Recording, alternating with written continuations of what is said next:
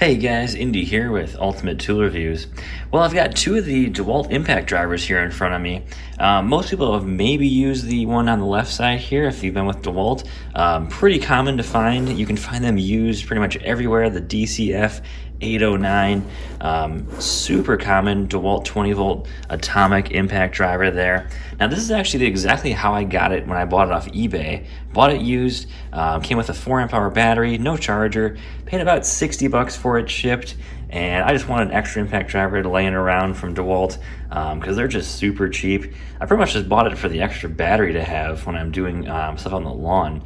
Really nice to have an extra battery for that cheap, but it's been a great little impact driver. Got a ton of power, doesn't have any modes on it, which is kind of sad, but the trigger is actually pretty cool in how it controls the speed. Works really well. Clean up a little bit, and it seems like it works totally fine. Now I did pick up the Dewalt 850 when it came out, and this is the impact driver you kind of see everywhere. This is pretty much the most compact impact driver money can buy, and I picked it up in that $200 deal where you got 2 5s, a charger, and you got the impact driver. Absolutely fantastic deal. They're not running that anymore, but you can still get this impact driver, I think, with the power stack batteries for like 150 bucks in a deal. But you know, I've been using the impact driver pretty much every day on the job, and I absolutely just love it.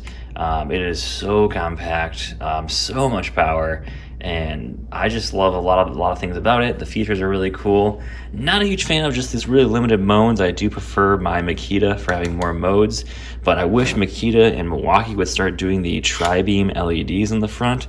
That is fantastic for if you're working in kind of a tighter, darker area. That just lights everything up really well. You don't need to worry about the LED being here or even under it. It's just lighting the entire workspace up fantastic. So guys, let's jump into some tests here, and we'll see how these two impact drivers do. And let's find out. I'm going to start with some drilling in just a quick basic, self-drilling outdoor screw here. So let's see how that goes. All right, let's see what the comparison here is. 3, 2, 1. All right, definitely the 850 there in my right hand is a little bit quicker, as you can tell there, but that's just going to be about a quarter of a second faster. So not a huge difference there when it comes to the smaller screws. Of course, at the end of the day, that can matter if you're putting in like a fence or a deck where you're driving, a couple 100 screws. A little bit of time you're saving there each time does make up a difference there. All right, now let's take these screws out and we'll see how that goes. Pretty close there. All right, let's move on to some other testing here.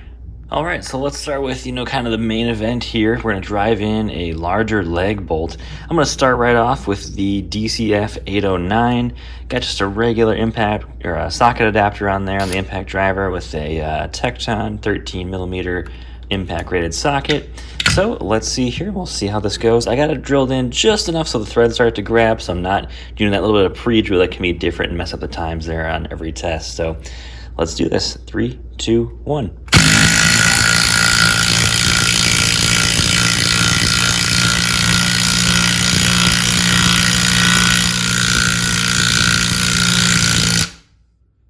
And there we go. All right, let's take that out, and we will do the DCF850 next. Let's take this out and see how it does.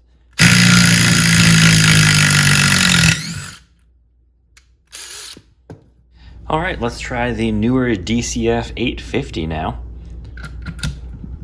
3, 2, 1.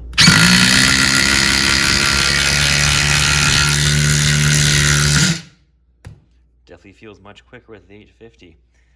Let's see if I can take that out. That thing drove that thing in there so fast. There we go. Wow.